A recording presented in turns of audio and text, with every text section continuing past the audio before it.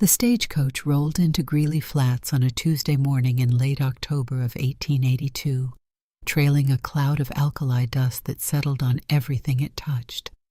The false-fronted storefronts, the water trough, the three men leaning against the post outside Harlan's Feed and Grain, who had nothing better to do than watch it arrive. Della Marsh was the last one off.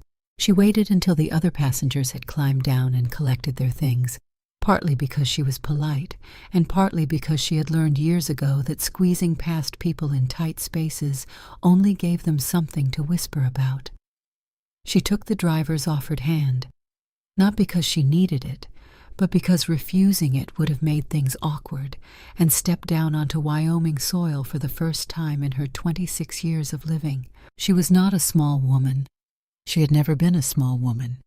At 5'4" and somewhere near 210 pounds, she filled a doorway the way a good fire fills a hearth, thoroughly and without apology.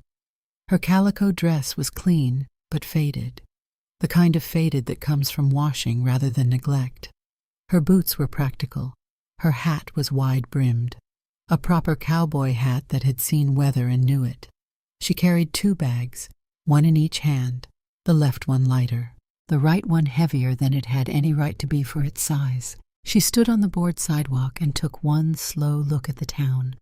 One main street, a general store with a cracked window sealed with oilcloth, a land office, a saloon doing brisker business at 10 in the morning than any saloon had a right to, and in the far distance, past the edge of town where the flats opened up into something wider and more honest, a dark shape sitting low against the horizon that she recognized from the advertisement as Whitlow Ranch, her destination, her husband's property, her husband, whom she had never met. That was when Ord Pickett spoke. He was standing in front of the feed store, a narrow-faced man in his 40s with the particular posture of someone who considered himself important and was mostly right about it in this specific town, which meant he was not very important at all by the standards of most other places. He looked at Della when she stepped off the coach, and then he looked at her again, and then he said it loud enough for the whole street to hear. Whitlow ordered himself a wife. Looks like they threw in the barn for free. The laughter came from 2 men beside him, not polite laughter, not the embarrassed kind, the kind that had been waiting for exactly that sort of opening. Della did not stop walking. She did not turn around. She had heard variations of that sentence her entire life, delivered in different voices, in different towns, by different men who all shared the same fundamental laziness of imagination. She had learned, somewhere around age 14, that responding to it gave it weight it had not earned. So she did not respond. She simply kept walking toward the man standing apart from the others near the post office, the one she recognized from the photograph he had sent, and she let Ord Pickett's laughter fall behind her like something dropped in the road. Carney Whitlow was taller than she had expected, with the kind of lean that comes not from being naturally slight, but from not eating enough for too long. He had dark hair going gray at the temples, a jaw that needed work with a razor, and eyes the color of creek water in winter. Not unkind exactly, but distant. The eyes of a man who had gotten in the habit of keeping his expressions somewhere other than his face. He was looking at her the way she was looking at him, taking inventory. "Miss Marsh," he said. "Mr. Whitlow." She stopped a few feet away. A wagon rolled past on the street behind her. Somewhere behind her, she could still hear Pickett saying something low, another laugh following it. She did not turn around. "I go by Della," she said. "Carney," he said, after a moment. "The wagon is around the corner. I can take your bags. I have them." He looked at her hands, both bags, knuckles faintly white, and he did not argue. That was the first thing she noted in his favor. He had offered, and then he let it go. Some men would have made a production out of it. They were married by 3 o'clock in the narrow front room of Reverend Aldgate's house. with the Reverend's wife and a ranch hand named Roof Wynn serving as witnesses. Roof was a compact man in his 50s with a weathered face and the permanently settled look of someone who had worked outdoors for so long that the outdoors had stopped surprising him. He shook Della's hand after the ceremony and told her welcome, and he seemed to mean it, which made him the second person that day who had.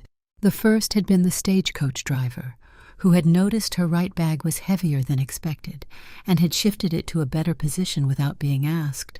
The ride out to Whitlow Ranch took 40 minutes. Carney drove the wagon and Della sat beside him, and they did not talk much. She watched the land instead, wide and flat and enormous in the way that Wyoming always was, the kind of enormous that either crushed people or clarified them. The sky above was a pale, washed-out blue, and the grass on either side of the trail had gone yellow with the season, crackling faintly when the wind moved through it. She noticed the fence line on the north pasture about 20 minutes out.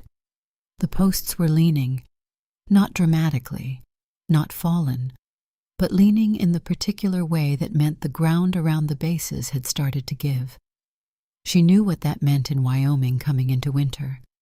The ground would freeze and then thaw and freeze again, and each cycle would work at those posts until they gave entirely, and then the cattle would push through onto the flats before spring and be gone. She filed it and said nothing yet. "How many hands do you run?" she asked, when they were about halfway there. Carney glanced at her. 7 full-time, had 10 last spring. She waited. 2 left when the wages got thin, he said. 1 left for different reasons. He paused. My wife passed 14 months ago. Things got unsettled after that. Harlan, that was the one who left, said I was a man who had given up. His words. Had you? She asked. He was quiet for a moment. He was watching the road. Not her. I thought about it. He said, I thought about it pretty hard. She did not push further. She wrote a note in the margin of her mental ledger, the one she kept alongside the paper one, and let the rest of the ride pass in silence.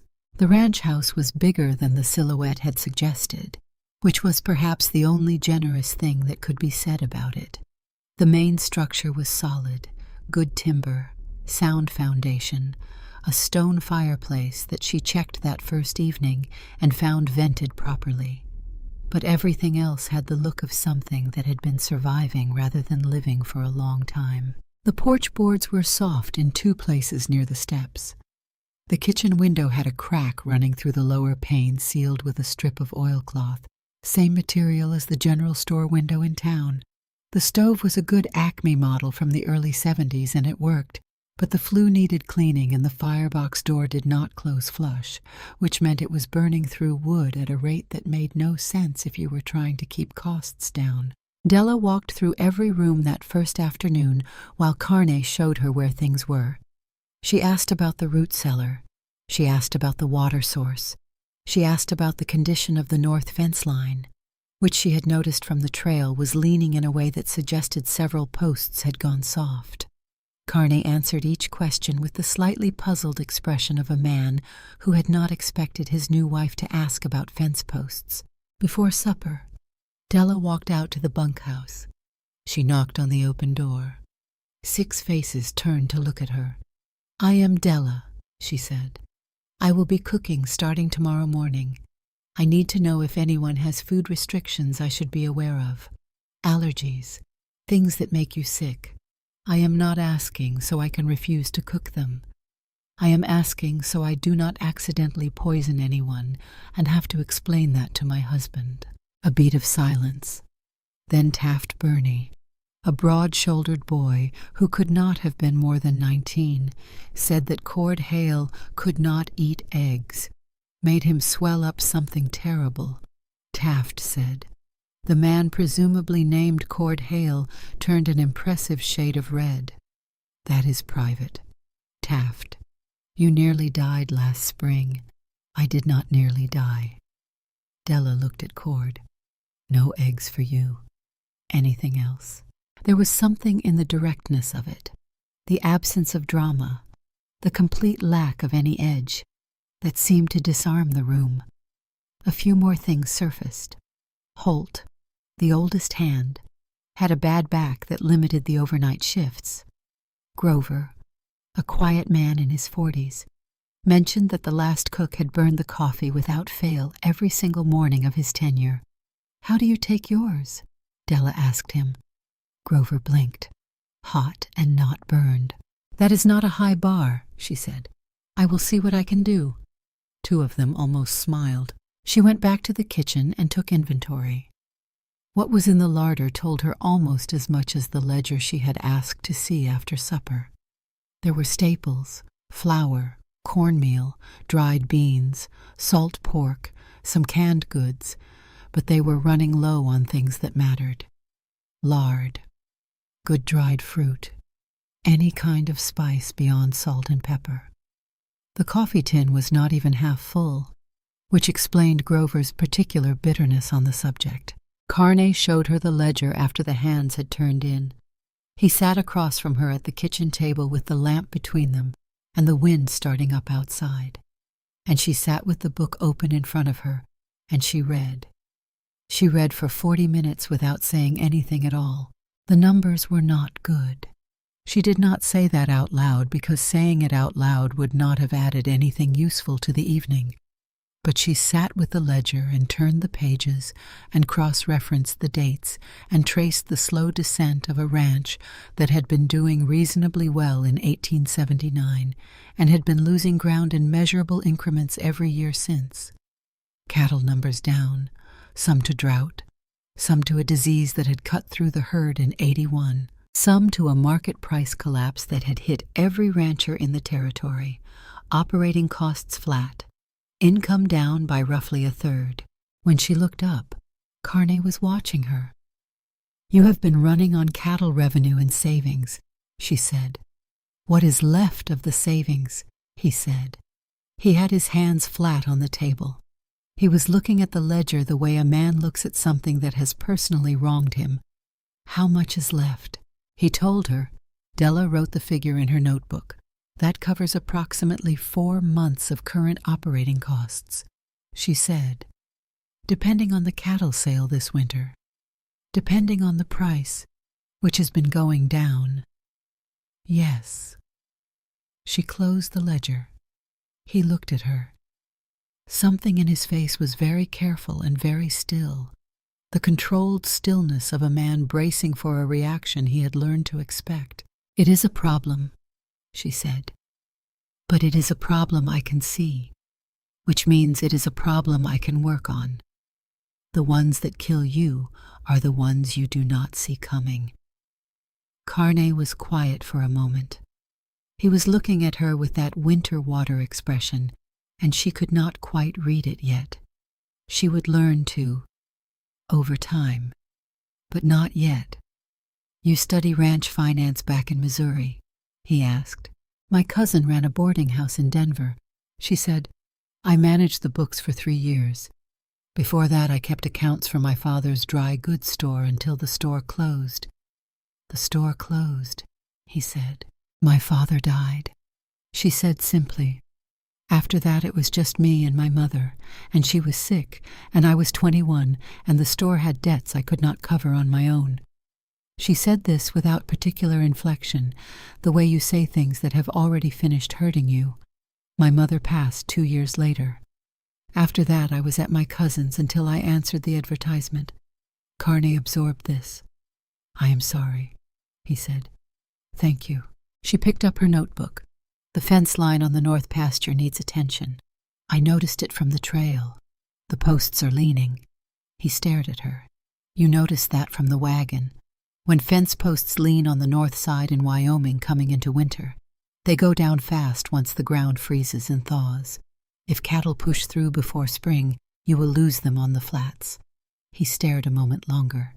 Then he said, "I will get roof on it. Tomorrow, if possible." "Tomorrow," he agreed. She was almost out of the kitchen when he spoke again.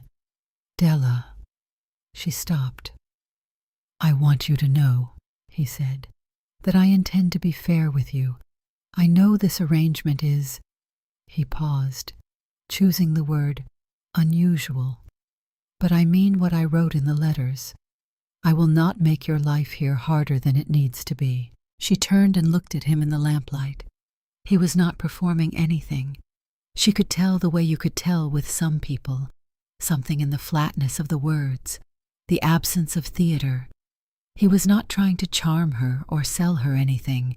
He was just telling her the truth about his intentions as plainly as he knew how. I know, she said. I can tell that about you. He seemed surprised she said it. Good night, Carne. Good night. She was up at 4:30 the next morning. She cleaned the flue first because a dirty flue was a fire waiting to happen, and a fire at 4:30 in the morning with no one awake was a different kind of problem entirely. She fixed the firebox door, which turned out only needed the hinge pin reseated. She located a better skillet in the back of the lower cabinet behind a pot with a broken handle. She found a small tin of dried sage that was probably 2 years old, but still had some life in it, and she used it in the potatoes. The hands came in at 6 and sat down and ate. Roof Wynn was halfway through his second biscuit when he put it down and looked at it, and then looked up. These are real biscuits, he said. Not a question. A statement of mild astonishment. Is there another kind? Della asked. The last cook made biscuits you could use to drive fence posts, Taft said. I am not joking. Holt threw one at a coyote once, said another hand without looking up from his plate. It worked, Holt confirmed. Della poured coffee for the man closest to her. After the hands went back to work, Holt lingered in the doorway with his hat in his hands. Mrs. Carne, he said. I want to say I was thinking about leaving back in September before you came. I think Grover was, too. I want you to know I am not thinking about that anymore. Della looked up from the skillet. I appreciate you telling me. I mean it as a compliment. I know you do. He put his hat back on and left. She stood for a moment with the pan in her hand and felt something that did not have a clean name. Not pride exactly. Something quieter. The particular weight of understanding that small things accumulate into large ones, that biscuits and coffee and the absence of condescension could be the difference between men who stayed and men who left, and that a ranch could not run without men who stayed. She wrote 4 pages in her notebook that afternoon. The first page was a revised operating cost estimate for the next 6 months, built on what she had seen in the larder and the ledger and the condition of the equipment. The second page was a list of what the ranch's cattle revenue could and could not realistically cover. The third page was a list of supply priorities and what she needed from Greeley Flats before the week was out. The fourth page was different. She had been watching from the kitchen window for 3 days. Not idly, the way you watch scenery, but the way you watch something when you are trying to understand what it means. Wagons had been rolling past on the road to the west since the morning she arrived, more than a dozen of them, loaded with cut timber and iron rail and crates of equipment whose shape she recognized from the catalogs at her cousin's boarding house. There was a camp of some kind about 3 miles out. She could see the smoke from the kitchen window at certain times of day. She wrote 1 sentence at the top of the 4th page. 300 workers are eating something. What? The following morning she drove herself into Greeley Flats and stopped at the land office. Ord Pickett was behind the counter. He looked up when she walked in, and his face did the small recalibrating thing it had done on the street 2 days earlier, the brief assessment of whether she was worth the effort of basic courtesy. She waited it out. She had learned to wait it out. Mrs. Whitlow, he said at last, using the wrong name but not incorrectly. What can I do for you? The survey stakes on the south edge of my husband's property, she said. Who placed them? Western Consolidated Railroad, he said. Right-of-way survey. The line is going through about a mile south of your boundary. How many men are working the construction? Pickett frowned slightly, the frown of a man who found the question unusual but could not identify why. Construction crew is running about 300, plus survey teams and engineers and camp support. 300, Della said, mostly to herself. Ma-am. Thank you, she said. That is very helpful. She walked out of the land office and stood on the board sidewalk for a moment in the October wind. Pickett had answered her the way men answered women. They did not consider a threat, which was thoroughly and without caution. She had counted on that. She thought about 300 men eating 3 meals a day in the middle of the Wyoming flats, with no town close enough to matter. She thought about the range wagon sitting unused behind the barn. She thought about the notebook in her bag and the numbers on page 1 that gave them 4 months. Then she walked to the general store and bought what she needed and drove home. That evening after supper, she told Carney what she was thinking. He sat with his arms crossed and his eyes focused, and he waited until she was done. He did not interrupt. He did not fill the silences with skepticism before she had finished speaking. When she finished, he said, "You want to cook for the railroad crew. I want to cook for 300 men who are currently eating badly and have wages coming in every week and nowhere nearby to spend them on food." She said, "I want to use the range wagon. I want to hire 2 of your hands part-time to help with the hauling and setup, which keeps them employed even in the slow season.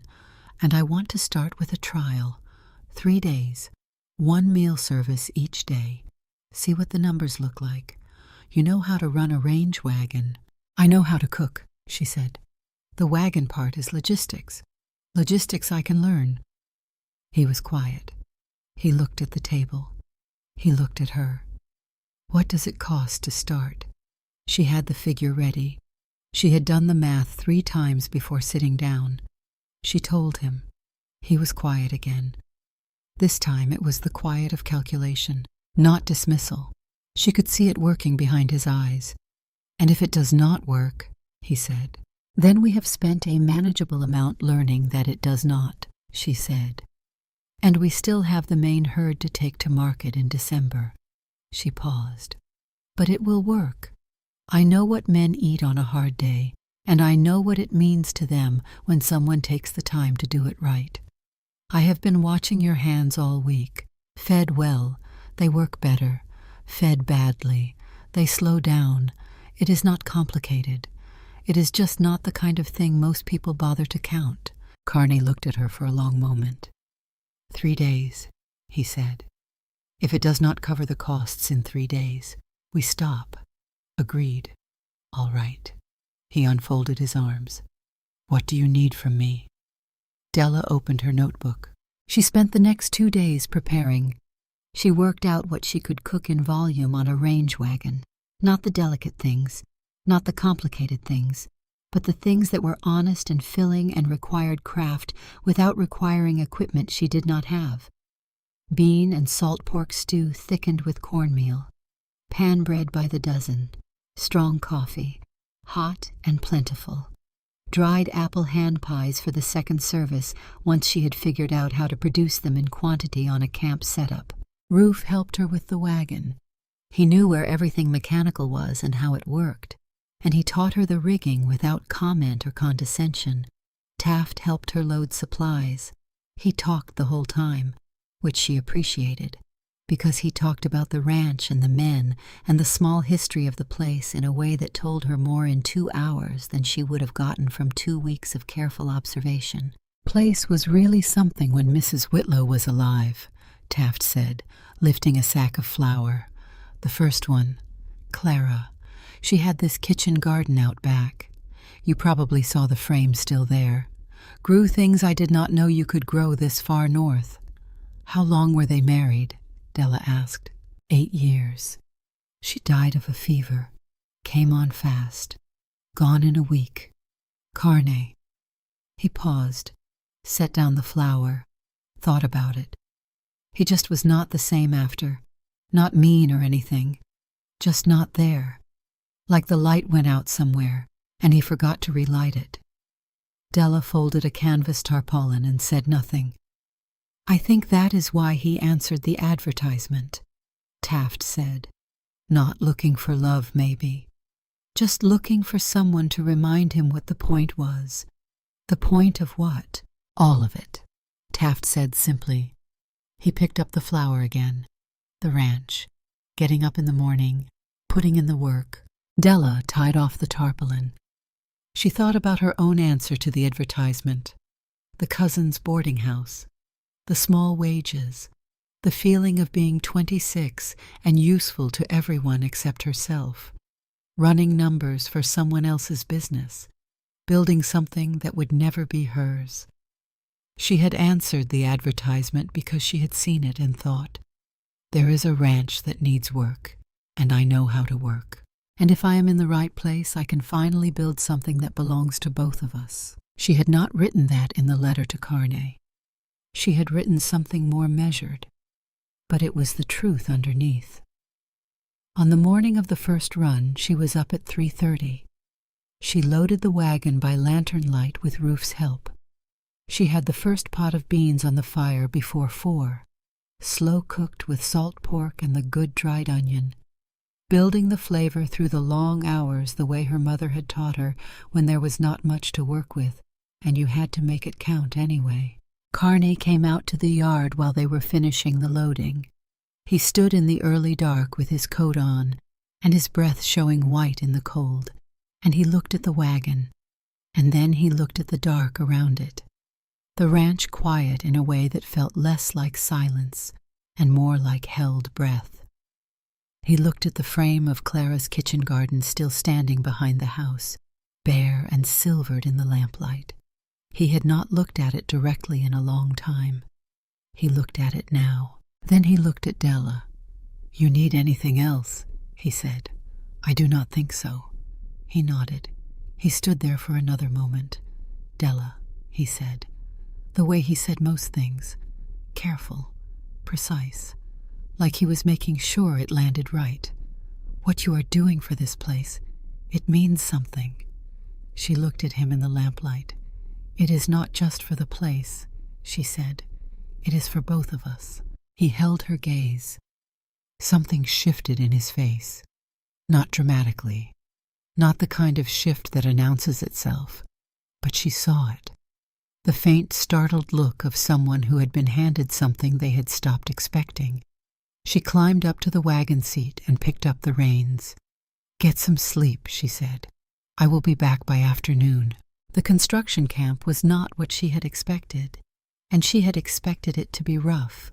300 men is an abstraction until you see them, until you drive the wagon up the rutted track at 7 in the morning and see the scope of it.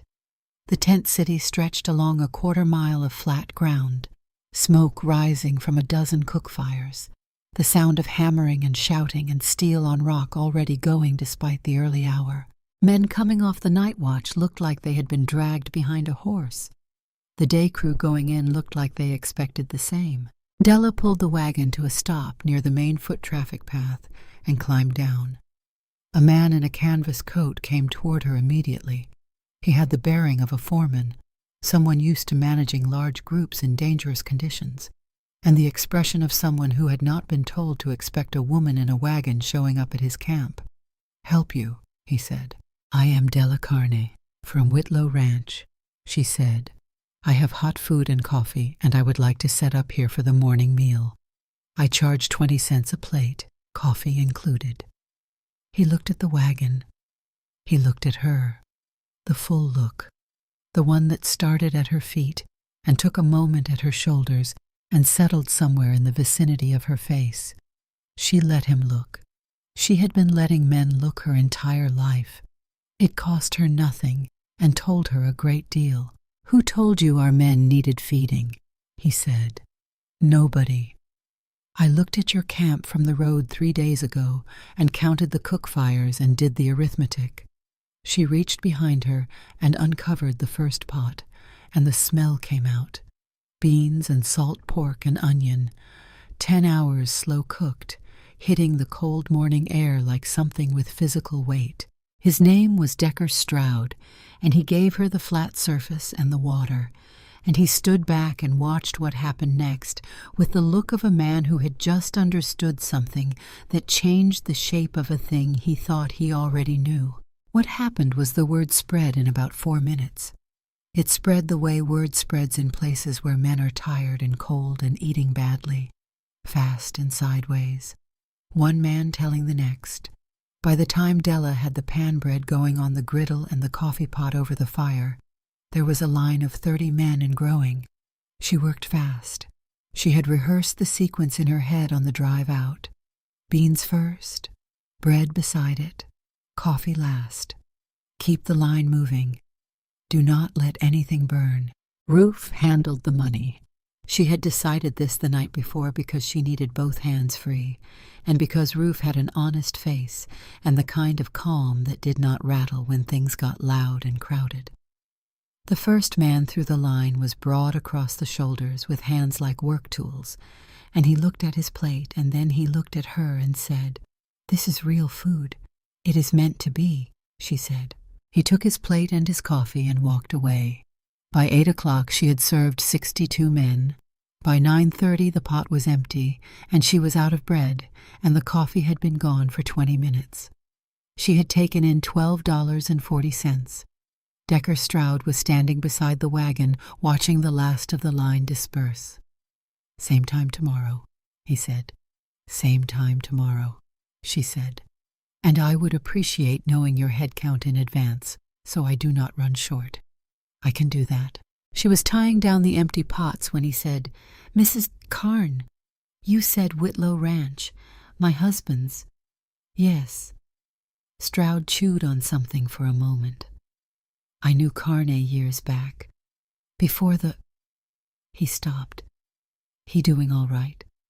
"He is getting there," she said.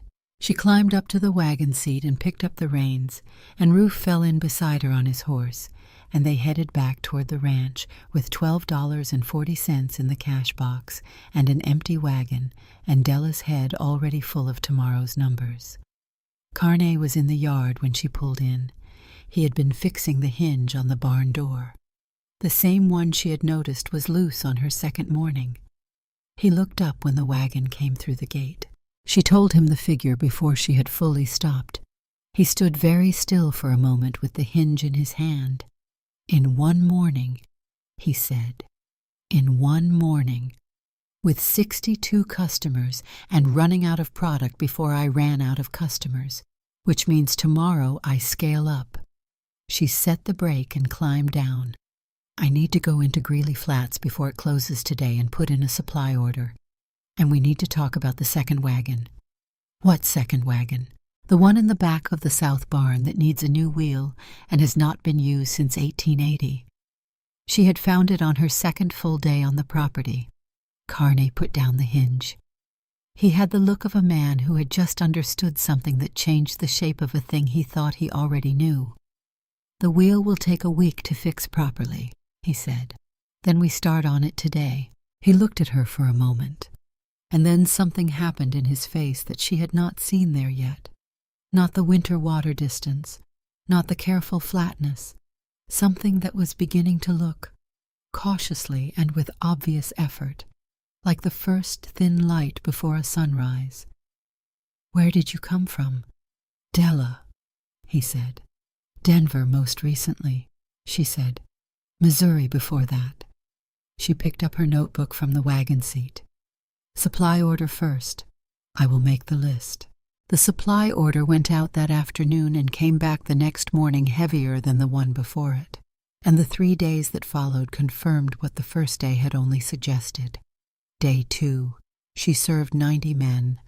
Day 3, she served 112 at the morning service and added a midday offering for the first time, cold salt pork on pan bread and hot coffee, and the dried apple hand pies she had figured out how to produce in quantity, which added another 64 covers. The 3-day total came to $41.30. Carney sat at the kitchen table and looked at the figure for a long time. "That is more than we made off the summer hay sale," he said. "I know." She had the comparison already written in the notebook. She had done it deliberately, because sometimes numbers needed context before they meant anything. The ranch was not saved. She did not say that it was, and she did not let herself think it was, because the distance between a good week and a sustainable operation was exactly the kind of gap that swallowed people who celebrated too early. But the direction had changed. And direction. She had learned from years of watching her father's store and her cousin's boarding house and every set of books she had ever kept, was the thing that mattered most when you were still close to the bottom. She needed help. She had known it since day one, when she had stood in the ranch kitchen alone at 4:30 in the morning and understood that she could not run a growing food service and manage a ranch household and keep the books and do it all indefinitely on no sleep. The question was not whether she needed someone. The question was who. She drove east the following morning, 4 miles out on a rutted track to a homestead Karn had mentioned in passing. Bertie Oakes answered the door before Della had finished knocking.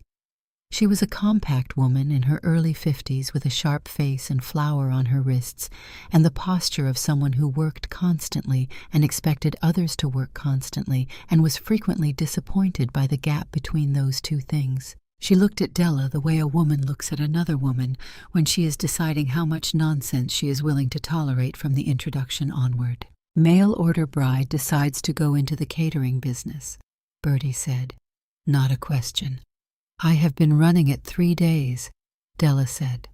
$41 in 3 days. I need a prep cook who can work the ranch kitchen while I am on site. 6 days a week, 7 in the morning to noon. Bertie looked at her. $1.75 a day, $1.60, and I supply your household flour and coffee through the business account. Bertie considered this with the expression of someone running actual arithmetic, not performing hesitation. You know what you are doing, she said. I know what I am doing in the kitchen, Della said. I am still learning the territory. That is an honest answer. Bertie took the dish rag off her shoulder. When do I start? Monday. Bertie started Monday. She arrived at 10 minutes to 7 and went directly to work without ceremony or conversation. And she had opinions about how the bread should be mixed and the beans should be sorted, and she expressed those opinions with the directness of someone who considered softening them a waste of everyone's time. You are oversalting the pork stock, she said on the second morning. You are compensating for the altitude. You do not need to. Della tasted the stock. Bertie was right. Noted, Della said. You do not have to look like I hit you, Bertie said without particular sympathy. I am not criticizing. I am telling you how to make it better. I know. I just do not like being wrong. Bertie almost smiled. It was the closest she got for about 2 weeks. Nobody does, she said, and turned back to the bread dough. Wren Dalloway arrived on a Thursday evening in late November, on a day when the cold had come down off the mountains with particular intention, and the sky had the low gray look of weather that meant business. Della was at the kitchen table working through the supply projections for December when she heard the knock. Not loud. The knock of someone who had come a long way and was not entirely certain of their welcome. She opened the door. The woman on the step was young, somewhere in her mid-20s, with the lean look of someone who had been eating carefully for a while. She wore a coat that was practical rather than warm. On her hip she carried a child of about 2, dark-haired and solemn-eyed, who looked at Della with the particular calm assessment of a very small person who had learned to read rooms quickly. I am Wren Dalloway, the woman said. I live out on the Dalloway place, about 6 miles east. My husband passed in September. The fever. She said this with the flattened delivery of something that still hurt, but that she had been saying often enough to have learned to get through. I heard you were running something out here, that you might need help. What kind of help? Della said. Cooking, Wren said. I worked a hotel kitchen in Laramie before I was married. I can do volume. I am not looking for charity. I need something steady. Della looked at her. She looked at the child on her hip, who was still watching Della with those steady dark eyes. "What is his name?" Della said. "Pell," Wren said. "He is quiet. He will not be a problem. I am not worried about him being a problem. Have you eaten today?" A pause. The kind of pause that contains more information than most sentences. Pride arriving at an intersection with necessity and being required to choose. "No," Wren said. "Then come in." Della put food in front of both of them and sat across the table and asked about the hotel kitchen in Laramie and what Wren could do and what the Dalloway property situation was. Wren answered straight. No embellishment, no performance. She could handle volume cooking. She understood fire management for sustained heat. The Dalloway mortgage had a note coming due in the spring that she could not meet on her own. There was no one else depending on her. "I need someone who can run the second wagon," Della said at the end of it. "Not just prepare the food, run the service, take it out, set it up, manage the site, handle the money. I can train you, but I need someone who can eventually operate without me standing over them." Wren looked at her steadily. "I can do that. 5 days a week, $1 a day to start. If you can run the wagon independently after 4 weeks, $1.25. What about Pell?" "Bertie comes in at 7. He can be in the kitchen while you are on site." Wren was quiet for a moment, working through it. Not the money specifically, but the whole of it.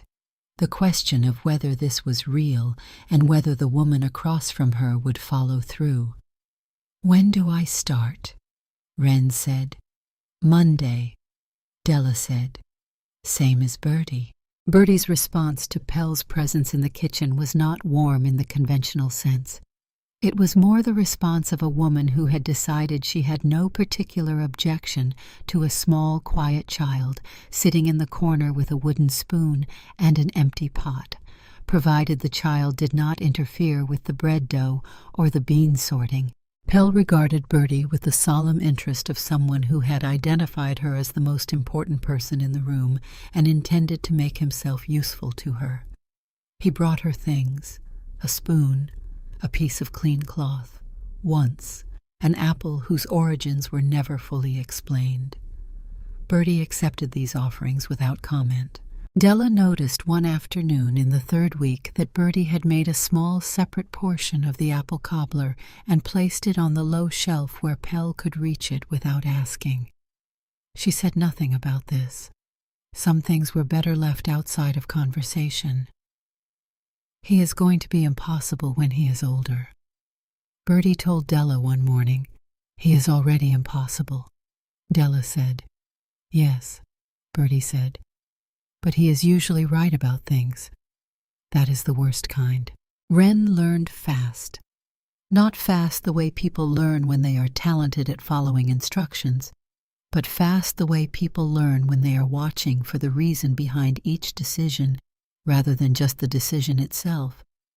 She asked questions that were specific and practical, and never the same question twice. She made the ordinary mistakes of someone learning a new physical rhythm, and she absorbed corrections without defensiveness and without the kind of excessive self-reproach that slows people down. By the end of the 3rd week, she was managing the midday service at the main camp, while Della focused on the morning. By the end of the 4th week, Della put her on the 2nd wagon to the northeastern prospecting operation alone. And then Aldous Vane arrived. He came a week before anyone expected him, on a Wednesday morning when Della was midway through the morning service at the camp. Decker Stroud appeared at the edge of the serving area with a man she did not recognize, and the particular expression on Stroud's face was the expression of someone about to deliver news they had not chosen to deliver. The man beside Stroud wore a wool coat and clean boots and the kind of hat that said Cheyenne or Denver rather than Wyoming flat country. He was somewhere in his mid-40s, with a square face and the practiced pleasantness of a man who had learned to use his smile the way other men used a firm handshake, as a tool rather than an expression. "Mrs. Karn," Stroud said, "this is Mr. Aldous Vane, Regional Supply Director for Western Consolidated." Vane extended his hand and she took it. "Mrs. Karna, he said. I have been hearing impressive things about this operation. You came a week early, she said. Something flickered behind his eyes. The schedule shifted. I hope that is not an inconvenience. I am in the middle of a service, she said. I can talk when I am done. About 40 minutes. He looked at the line of men in the wagon and the 2 fires she had going, and he said, of course, in the tone of someone conceding a point they had not expected to have to concede. She finished the service. She did not rush it, and she did not perform for Vane's benefit. She worked the way she always worked, efficiently and without waste.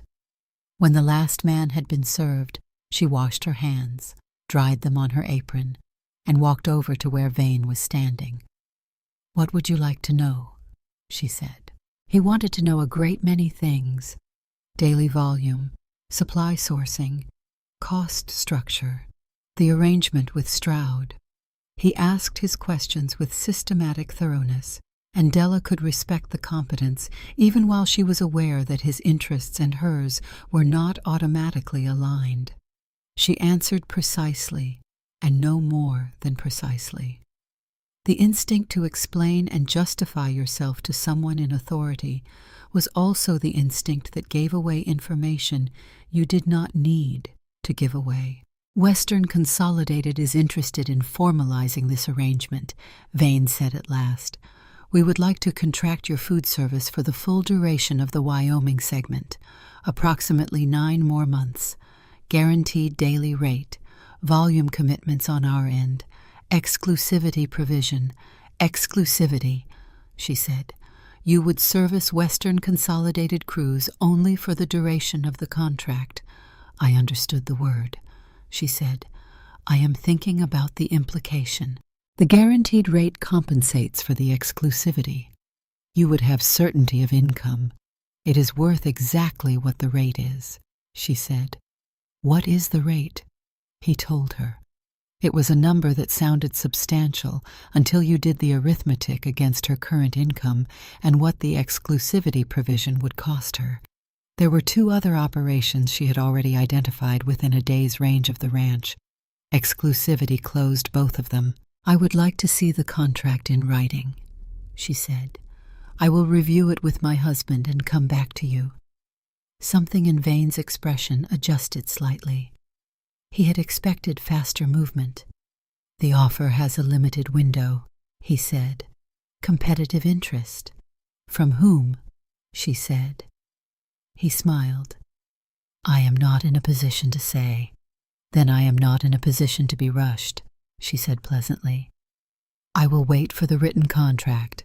That evening she told Carney what had been discussed. He listened with his arms crossed and his eyes focused.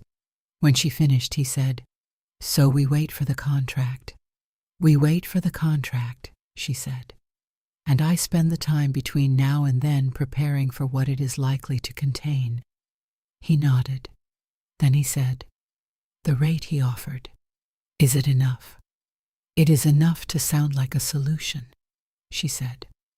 Whether it is actually a solution depends entirely on what else is written around it.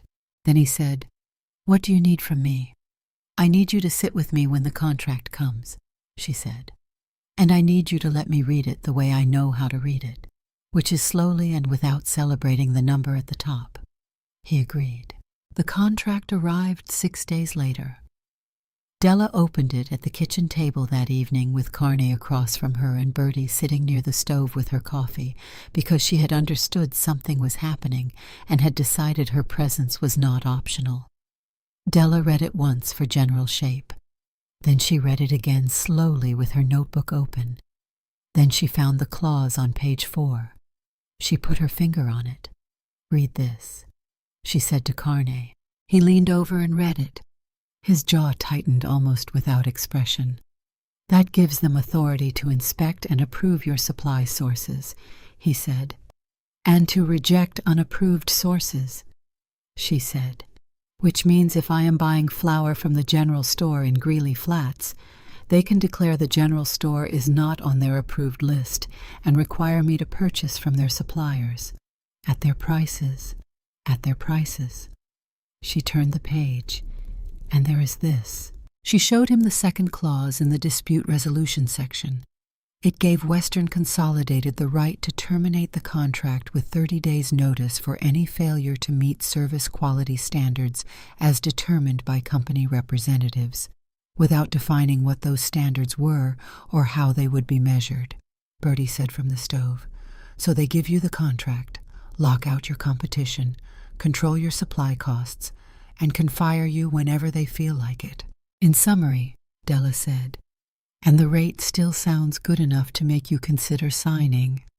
For about 45 seconds. Yes. Carney leaned back with his hands flat on the table. So we do not sign it. Not as written, Della said.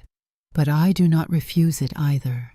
She turned to a clean page in her notebook. I counter. With what? With something that works for both of us, she said. Or with something that makes them show me exactly what they were really after, which is also useful. That was when the trouble started. The first incident was on a Thursday, 4 days after the contract arrived. She drove to the camp to find her regular setup position occupied overnight by a large storage crate with no apparent reason to be there. It took 40 minutes to have it moved, 40 minutes of the morning service window. Gone. The following Tuesday, her supply delivery arrived 30 pounds short on flour. The man at the general store said the order had come through correctly on his end. She could not prove otherwise. The Tuesday after that, she went to load the wagon at 4 a.m. and found 2 of her large cooking pots missing. She did not panic. She stood in the dark beside the wagon and gave herself 30 seconds. Which was as long as she allowed herself for thinking that did not lead to action.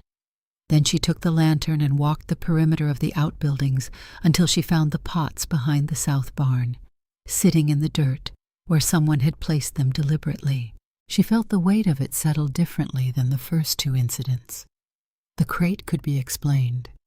The short delivery could be explained. 2 large cooking pots behind a barn at 4 a.m. could not be explained. And whoever had moved them knew it, which meant they were not trying to be subtle anymore. They were trying to shake her confidence before the counter-proposal meeting, and they had chosen to do it in the dark, which told her something about what they thought of her. She loaded the pots. She drove to the camp. She ran a shortened service and said nothing to anyone except Ruth, who listened without expression. That night he spread his bedroll on the floor of the equipment shed and went to sleep there without being asked. And he was there the following night, and the night after that. She told Carney on the Thursday after the pots. He listened with his arms crossed and his face doing the controlled stillness it did when he was genuinely angry. You think it is connected to Vane, he said. I think someone wants me rattled before the counter-proposal meeting, she said. Rattled people make worse decisions. Have they rattled you? She looked at him evenly. No, but they have told me something. If what I am building were not a real threat to them, they would not bother. Carney stood up. He walked to the window and looked out at the yard for a moment, then turned around. I want Holt and Taft to start rotating a watch at night, he said. 2-hour shifts around the equipment and the barn. That costs us sleep, she said. Less than it costs us if they hit the wagon, he said. This is my ranch. Della, these are my men. Let me use them. She looked at him. What she saw in his face was not panic and not bluster. It was the specific quiet resolve of a man who had been passive for too long and had found something worth protecting. All right, she said. But do not tell them why yet. Just say it is a precaution. Understood. There was one more thing she did not tell him about. Ord Pickett had been talking. She heard it first from Taft, who mentioned it sideways in the way young men mention things they know will be unwelcome. Pickett had been saying around town that Della was running something that did not suit a woman of her particular build and particular origins. that it was one thing to cook for ranch hands and another thing entirely to be operating commercial vehicles on territorial roads. Carney heard it from Taft separately and came to the kitchen with the expression of a man preparing to do something about something. Della was at the table with the counter-proposal draft when he came in. "Pickett is talking." Carney said, "I know. I would like to have a conversation with him about it." She did not look up from the draft. "The only answer worth giving Ord Pickett," she said, "is the one he cannot argue with. When he walks through the door of a business I own and sits down at a table I set and eats food I cooked and pays me for the privilege of doing it, that is the only conversation that matters. Everything before that is just noise." Carney stood in the doorway for a long moment. "You are thinking about the restaurant," he said. "I have been thinking about it for 2 weeks," she said. "Not now, but eventually." He was quiet. She looked up. "I know how this looks from the outside," she said. "I know what Pickett sees. A large woman from Missouri who married a man in trouble and got above herself. She said it without heat, the way you state a fact that has no power over you.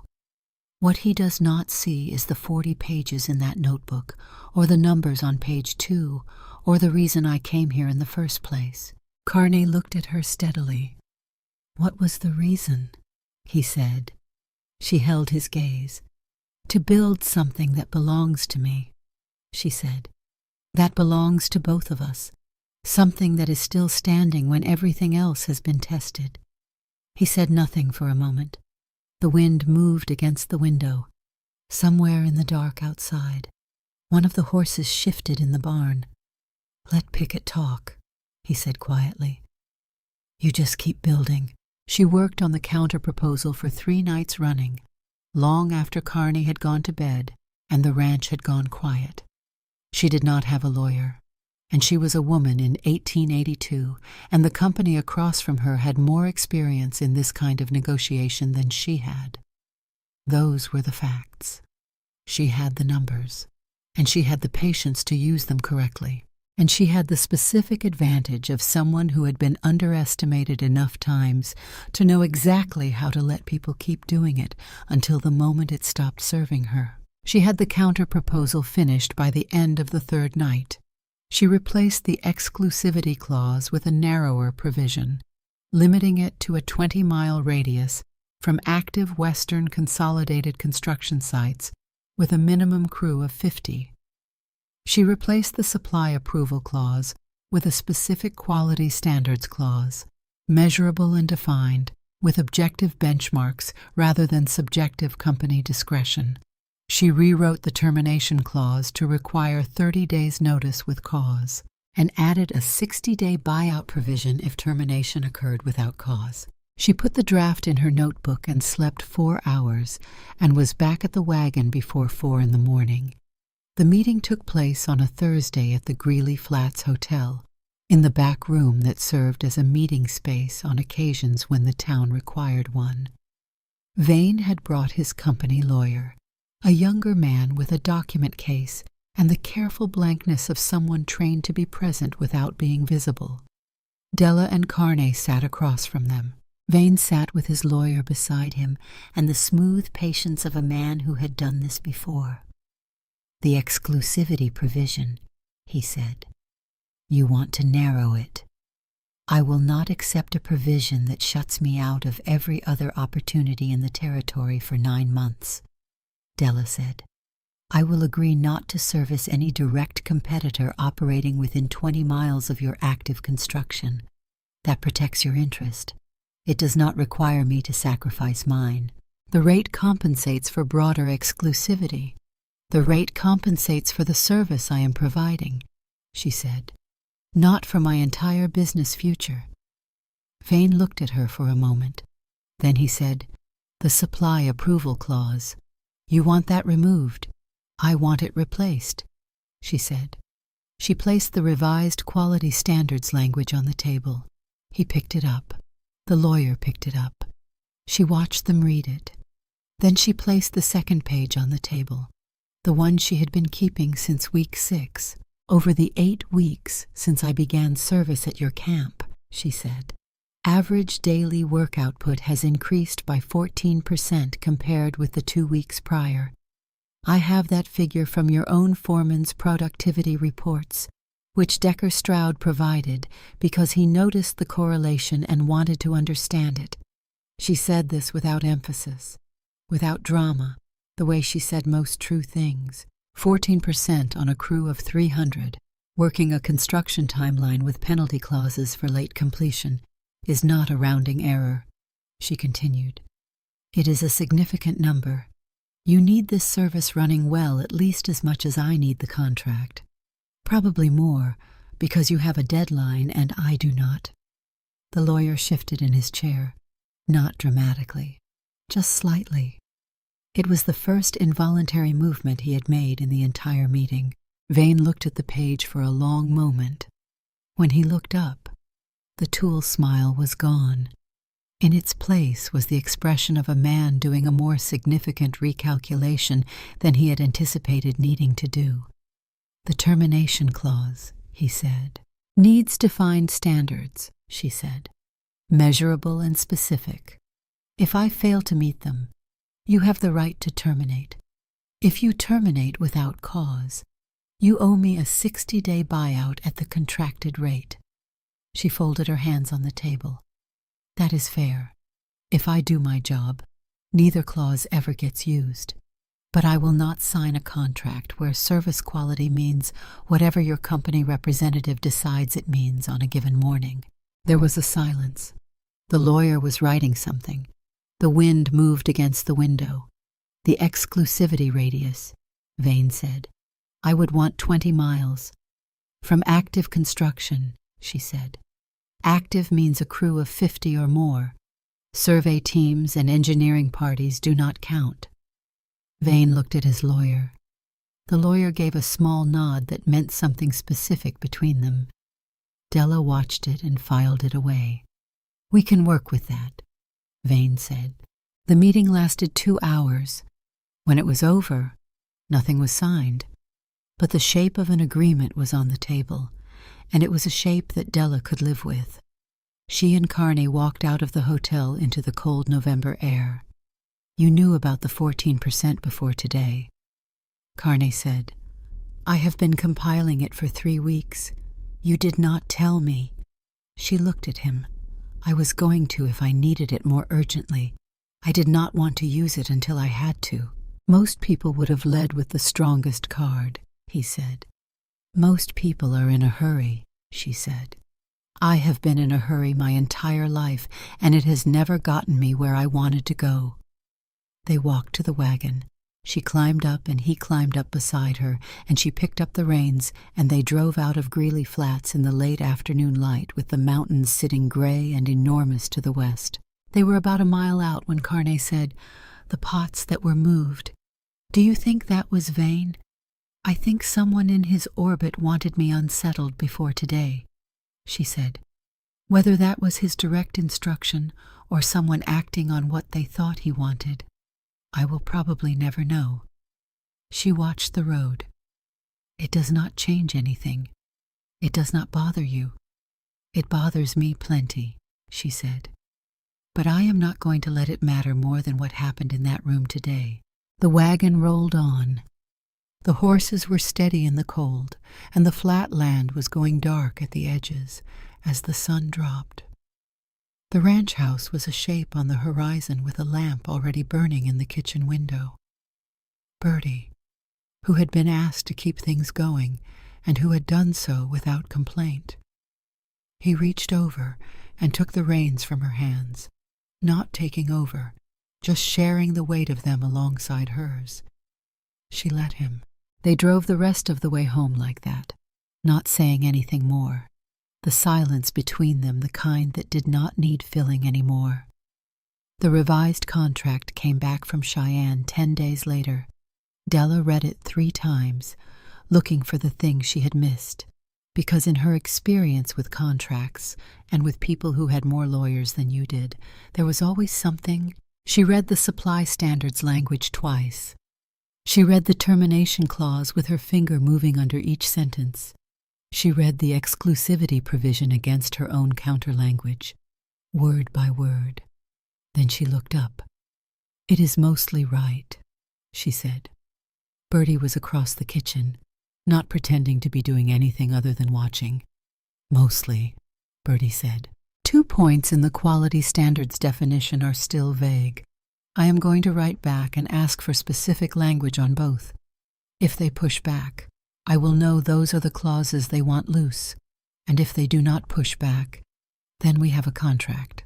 They did not push back. The specific language came back in a letter within the week, and Della sat with it, and the original, and her notebook, and went through the whole thing one final time. Then she looked up and said to no one in particular, "All right." She signed it that afternoon and sent it back by the same company courier who had been waiting at the Greeley Flats post office. Vane's countersignature came back 3 days later. Whitlow Ranch was officially under contract with Western Consolidated Railroad for 9 months of food service at a guaranteed daily rate.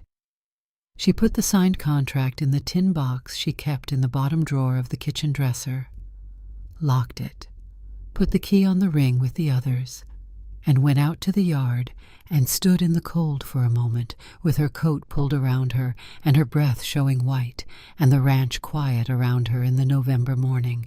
She felt the particular weight of a thing that had been uncertain becoming certain. It was not the same as relief. It was something more sober than that. The acknowledgement that the work had been real and the preparation had been real and the numbers had been right. And now there was a document in a tin box that said so in language that Aldous Vane had agreed to. She stood there for a moment longer. Then she went back inside and started thinking about what came next. What came next was December. And December in Wyoming was not a season so much as a test.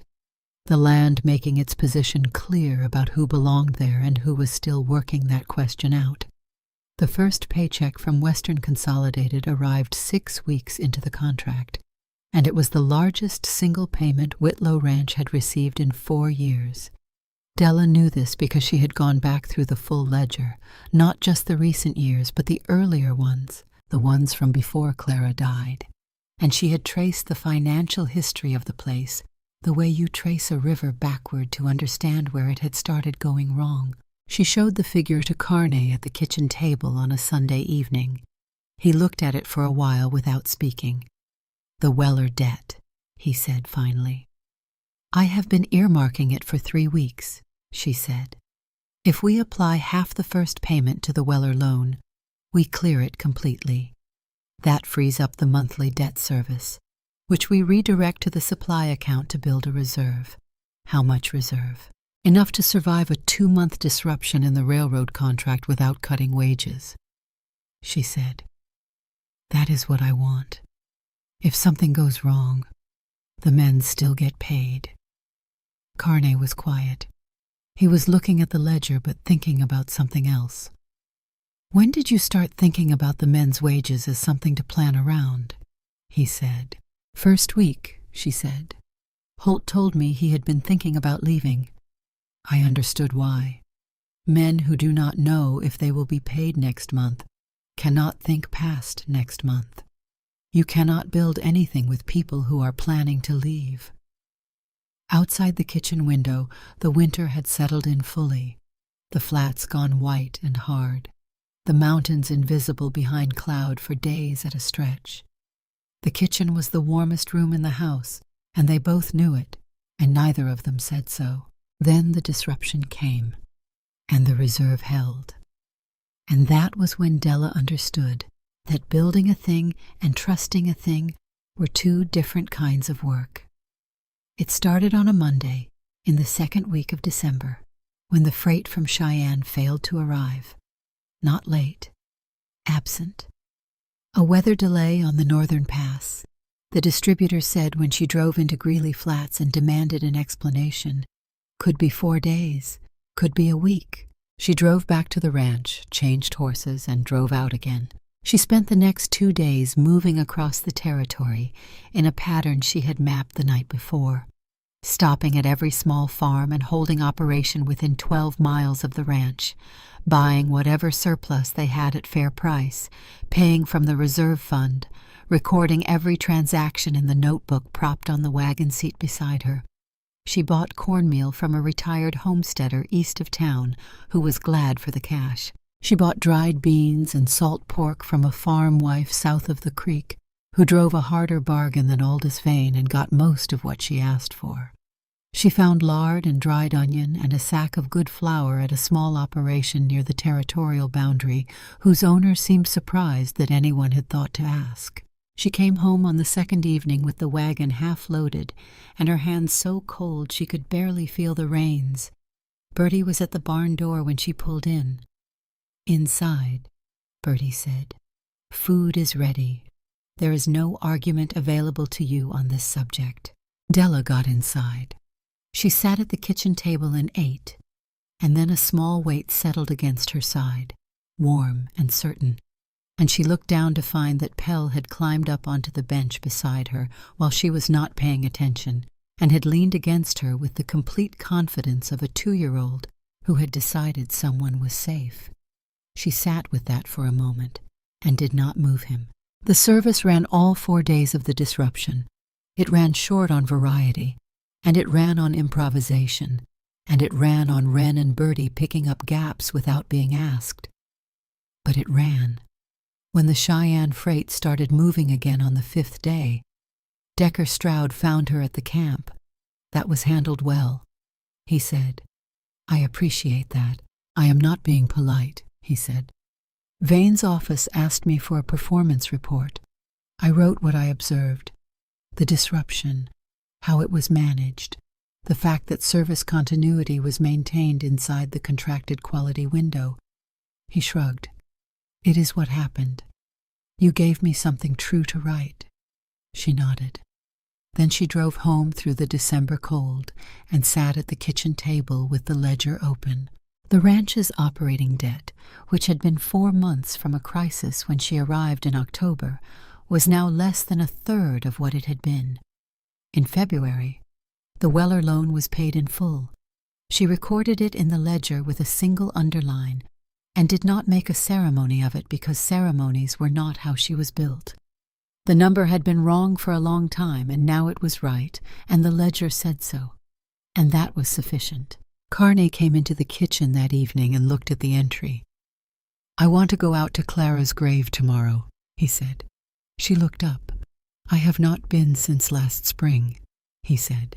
He had his hands flat on the table, the particular posture of someone being direct about something that did not come easily. "I want to go and tell her that the ranch is all right, that it is going to be all right." He paused.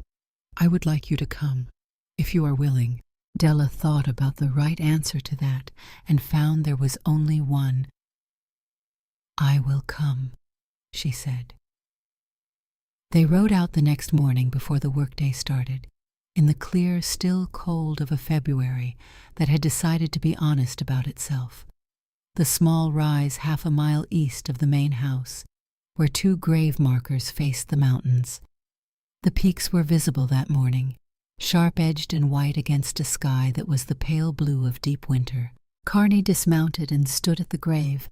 Della dismounted and stood a few feet back, not intruding on what was his. She looked at the 2 markers. She had not seen them before, not up close. Clara Whitlow, the dates carved clean and straight, the stone already weathering at the edges the way Wyoming stones do, the wind and the cold finding even the hardest surfaces and working at them patiently. Beside it a smaller marker, a child, she understood, a child who had not survived infancy, the dates only months apart. She had not known about the child.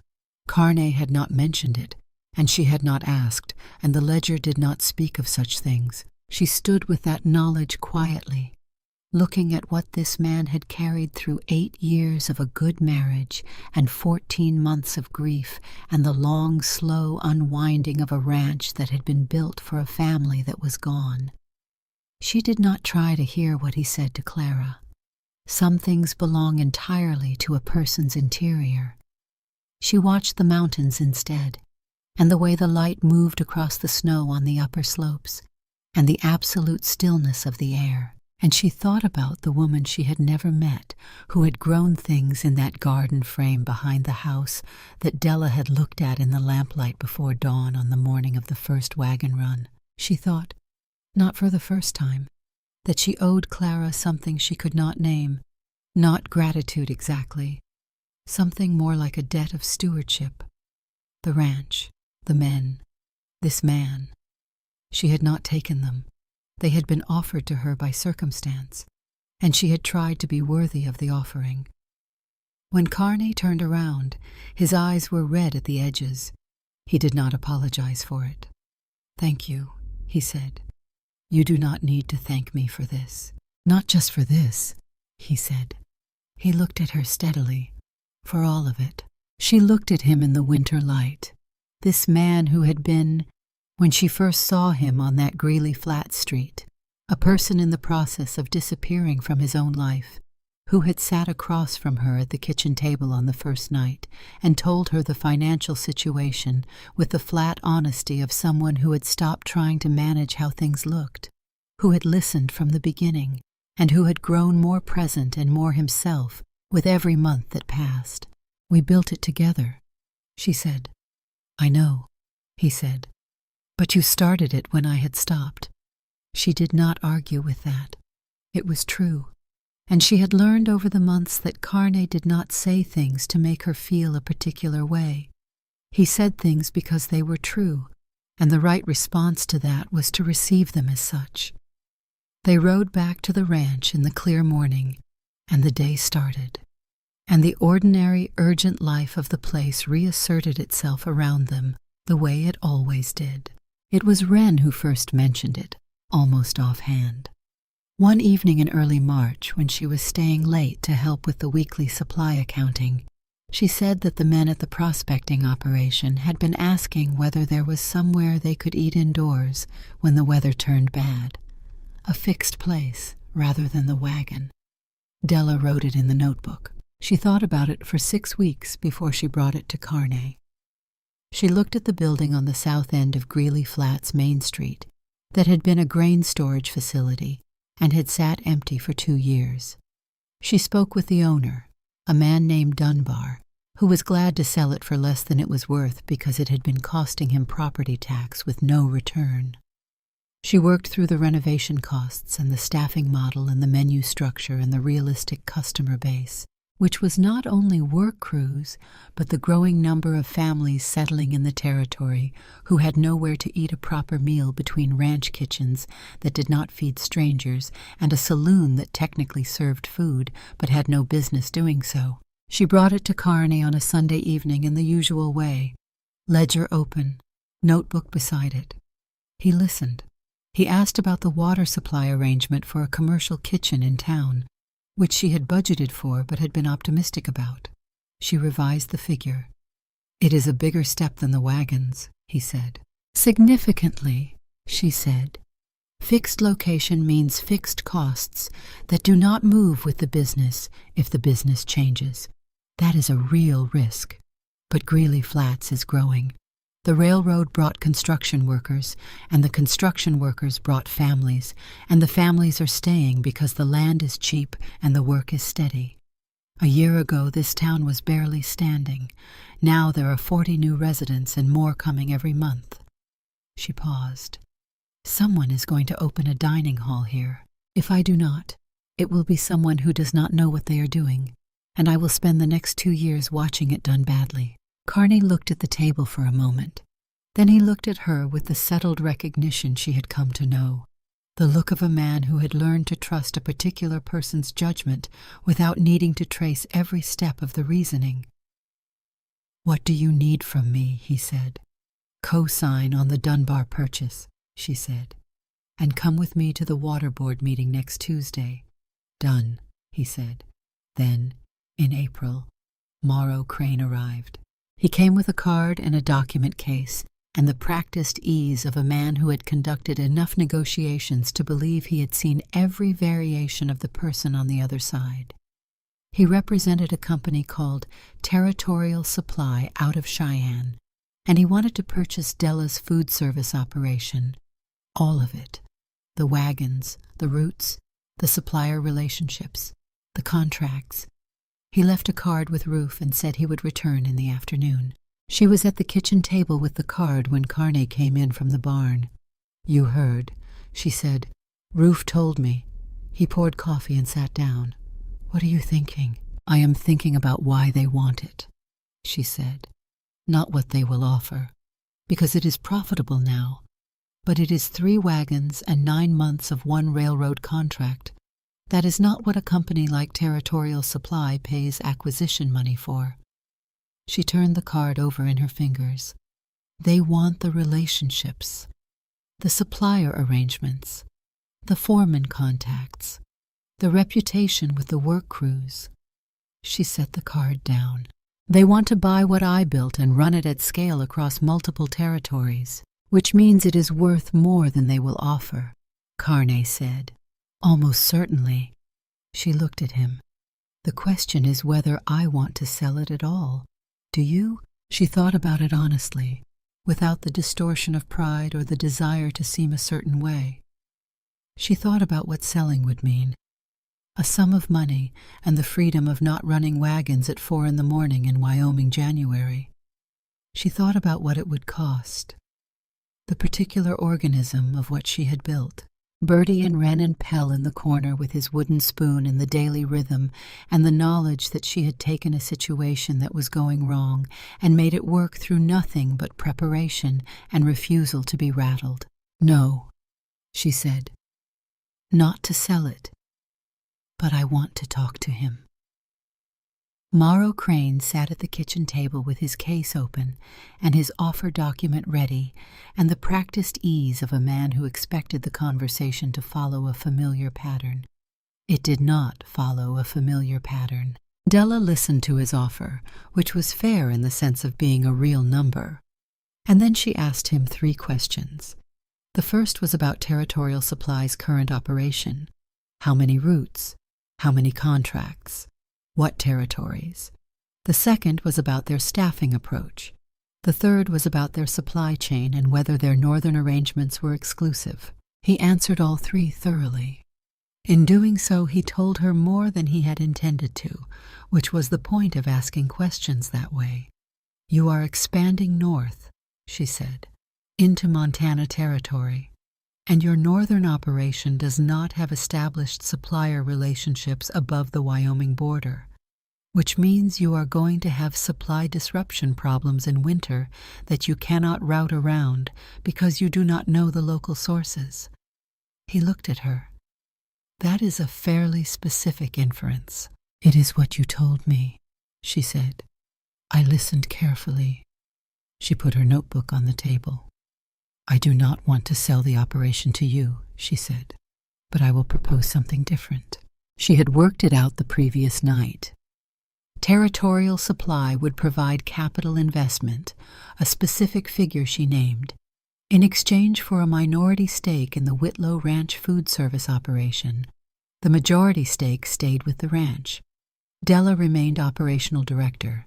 The capital would fund 3 additional wagons, a supply depot on the ranch property to serve as a regional distribution point, and the ability to take on contracts beyond what she could currently reach. In return, Territorial Supply received first right of negotiation on any new contract in Montana Territory, access to her supplier relationships on a cost-plus basis, and the option to buy a larger stake in 5 years at a price determined by the operation's actual performance. Crane looked at the proposal. He looked at her. He looked at Carney, who was sitting to her left with the patient expression of a man who had learned when to let the other person drive. Crane was quiet for a longer moment than he had been quiet before, and Della could see him working through it, not performing consideration but actually doing it, which meant the proposal had landed somewhere he had not expected to be. He had come to buy a small operation outright. He was now looking at a structure that gave him what he actually needed, which was the Northern Network, without requiring him to manage what he did not understand, which was how that network actually functioned. "This is not what I came here for," Crane said. "I know," Della said, "but it is better for you than what you came for. You get a functioning Northern supply network built on relationships that already work, run by someone who already knows how to run it. That is worth more to Territorial Supply than owning 3 wagons outright." He was quiet. He turned the proposal over. He asked 2 questions, both about the 5-year option terms. She answered them. He wrote something in his notebook, and she let the silence sit without filling it. "I need to take this back to the company," he said. "Of course," she said. "I would expect that." After he left, Carney said, "The 5-year option gives us time to decide," she said. "If the operation grows the way I believe it will, we will have leverage to negotiate better terms at year 5. If it does not grow that way, we will have the cash from the partnership to have survived it. You thought about the downside. I always think about the downside," she said. "That is not pessimism. That is how you make a plan that holds when things go wrong instead of only when they go right." Territorial Supply came back 6 weeks later with a counter on 2 terms. After one more round of written negotiation, the partnership agreement was signed in June of 1883, 8 months after Della Marsh had stepped off the stagecoach in Greeley Flats with 2 bags and a notebook and 40 pages already filled in her small, precise handwriting. The capital arrived in July. She bought 3 wagons, good ones, not the patched equipment she had been working with. Roof and Holt and 2 new hands built a supply shed on the ranch property over the summer, a proper structure with insulated walls and shelving that could hold 3 months of operating supplies. Wren took over as secondary operations manager for the wagon routes. The responsibilities increased, and the pay increased, and Wren received both with the same practical directness she brought to everything. In August, Wren told Della that the Dalloway mortgage note was coming due, and she was $100 short. Della took the 100 from the operating reserve, noted it in the accounts as an advance against wages to be repaid without interest, and told no one except Carney. Bertie heard through Carney and said nothing to Della about it. But the next morning she arrived 30 minutes early and started an additional batch of rolls that no one had requested. And she kept arriving 30 minutes early after that, and no explanation was ever offered or requested. The Greeley Flats Dining Hall opened on a Wednesday in October of 1883, exactly 1 year after Della Carne had stepped off the stagecoach. She had not planned the anniversary. It had happened because the renovation finished when it finished, and the supplies were ready when they were ready. The date only struck her that morning, standing in the new kitchen running through the opening checklist. When she looked up at the calendar on the wall and understood what day it was, she stood still for a moment with the checklist in her hand. She thought about the woman who had climbed off that coach, the 2 bags, the lighter one with the dress and her mother's photograph, the heavier one with the cookbooks and the ledger and the 40 pages of careful, hopeful planning. She thought about Ord Pickett's voice carrying across the street and the laughter that had followed it, and the particular quality of her own silence as she had kept walking. She thought about everything she had not known that first week, the things she could not have planned for. Wren appearing at the door in November with Pell on her hip and 6 miles behind her. The crate in the road at 4 in the morning. The grave she had not known existed until she stood before it in February cold and understood what this man had actually lost. The moment Decker Stroud had stepped back from the wagon and revised everything he had assumed. You could not plan a life. You could prepare for one. The preparation was what let you use the things you had not planned for, instead of being destroyed by them. She put the checklist down and walked to the front door and unlocked it. The morning filled slowly. 38 covers by noon. 2 short of what she had planned for, and 16 more than she had secretly feared.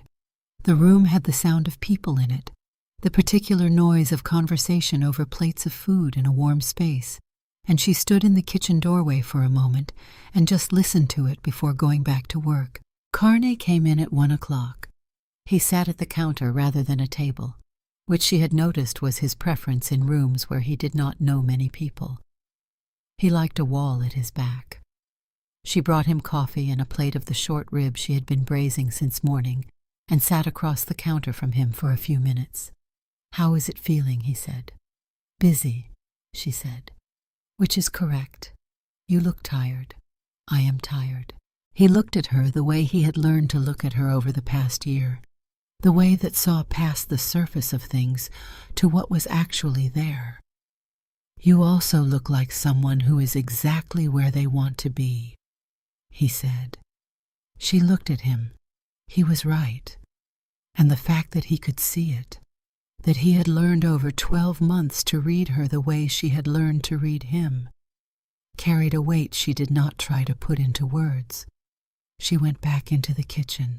By late afternoon, the room was thinning, and the kitchen staff, a young woman named Dally who had come up from Colorado and turned out to be one of the most naturally gifted cooks Della had ever worked beside, was finishing the cleanup with the focused efficiency of someone who understood that the work after the work was as important as the work itself. Ord Pickett came in at 4:30. He came in the way people come into a place when they have finally decided to stop pretending they are not curious. He stood in the doorway for a moment, looked at the room, and then sat down at a table near the window. The same table, as it happened, that Della had imagined him sitting at when she had told Carney, months ago, that the only answer worth giving Pickett was the one he could not argue with. He ordered the short rib. He ate it without looking up. He ordered coffee and drank it. He left correct money on the table and put on his hat and walked out without saying anything to anyone. He did not know what day it was. He did not know he was sitting in a room built by the woman he had laughed at on the street 12 months before. He did not know that the coffee he had just paid for had been made by that same woman, from a recipe she had refined over a year of 4:30 mornings, in a building she had identified and negotiated for and renovated with capital she had structured herself. He did not know any of it. Della did not tell him. She did not need to. The following spring, Greeley Flats was not the same town it had been when the stagecoach had rolled in trailing alkali dust.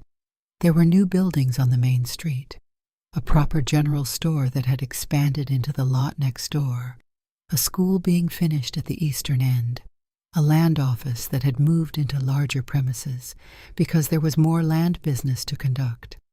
There were people on the street at early hours, families and workers and people who had come because the territory was developing and had stayed because it had started to feel like somewhere. Della stood at the window of the dining hall one morning in late spring before it opened and looked at the street. She thought about the 3 men outside the feed store who had watched her step off the coach and laughed at whatever Pickett had said. She did not think about them with anger. She thought about them with something more complicated and more useful. The particular advantage of being written off, moving without scrutiny, building before anyone thought to stop you, because they had already decided you were not worth watching. The underestimation had been a gift. She would not say that to anyone, but she knew it, the way you know the things that are true without being comfortable. Carney came in through the back and poured coffee and stood beside her at the window. "New hardware store going in on the corner," he said. "Svensson's son," she said. "He came to ask about the supply depot rates last week. You give him a good rate." "I gave him a fair rate," she said. "Good rates make people feel lucky. Fair rates make people feel respected." Carney drank his coffee. The street was moving now, the town doing its morning business in the pale spring light. "How many proposals are in the notebook this week?" he said. 4, she said. He almost smiled. "Tell me one." She turned from the window. "The supply depot," she said. "I want to expand it, not just for our roots. There are 3 small operations in the region buying from us wholesale already.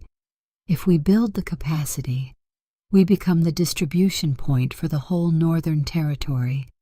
That changes what we are." He looked at her steadily. "What do we become?" he said. "Something that lasts," she said.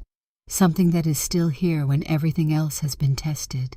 He was quiet for a moment, holding his coffee, looking at the street and the town that was becoming something real, and at the woman beside him who had understood from the beginning what it took to make a thing hold.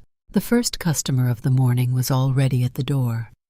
An older man she knew well by now, one of the original residents of Greeley Flats, who came in every morning and sat at the same table and ordered the same thing and tipped more than was required and said very little. He walked in and settled into his chair by the window. Della brought him his coffee before he asked for it. That was the whole of it, really. Not the contracts or the numbers or the negotiations or the 4:30 mornings in Wyoming January cold, though all of those were part of it. It was this: learning what people needed before they had to ask for it, showing up before it was required, doing it well enough, consistently enough, that the people who had once stood on the street and laughed at a woman stepping off a coach had long since forgotten they ever thought she would not last. She did not remind them. She opened the door and started the day and kept building,